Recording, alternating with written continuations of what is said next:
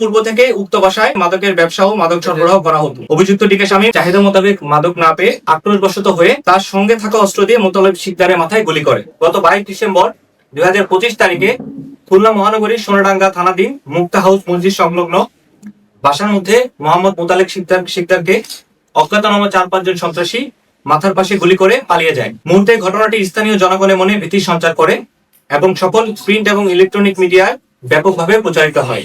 আমাদের র্যাব 6 এর একটি চৌকস অভিযানিক দল ঘটনাস্থলে পরিদর্শন করে বিভিন্ন তথ্য উপাত্ত এবং সিসিটিভি ফুটেজ সংগ্রহ করে। গত 25 ডিসেম্বর 2025 তারিখে রাত আনুমানিক 8:30 ঘটিকায় উক্ত ঘটনায় সংশ্লিষ্ট এবং সন্নিহিত আসামি হিসেবে মোহাম্মদ আরিফকে আমরা গ্রেফতার করি। পরবর্তীতে এই আরিফকে আমরা খুলনা মেট্রোপলিটন ডিবির নিকট হস্তান্তর করি। হত্যা চেষ্টার সাথে সরাসরি সম্পৃক্ত ভিডিও ফুটেজ ও সিসিটিভি ফুটেজের সরাসরি দৃশ্যমান এমন কয়েকজন ব্যক্তিকে আমরা সন্দেহের এবং গোয়েন্দা নজরদারির মধ্যে আমরা রেখে অভিযান চলমান রাখি।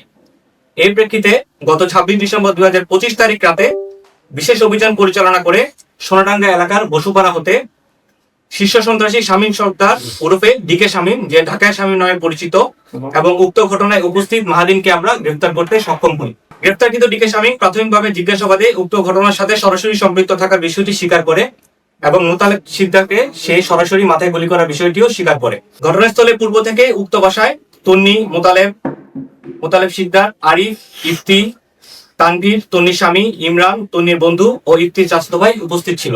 অভিযুক্তের তথ্য মতে উক্ত বাসায় পূর্ব থেকে মাদকের ব্যবসা ও মাদক সরবরাহ করা হতো। সে মোতাবেক অভিযুক্ত ও তার দল মাদক সংগ্রহের জন্য উক্ত বাসায় তার সহযোগী সহ গমন করে। অভিযুক্ত টিকে স্বামী মোতালেবের নিকট হতে মাদক সংগ্রহের চেষ্টা চলাকালে চাহিদা মোতাবেক মাদক না পেয়ে আক্রোশবশত হয়ে তার সঙ্গে থাকা অস্ত্র দিয়ে মোতালেব শিকদারের মাথায় গুলি করে।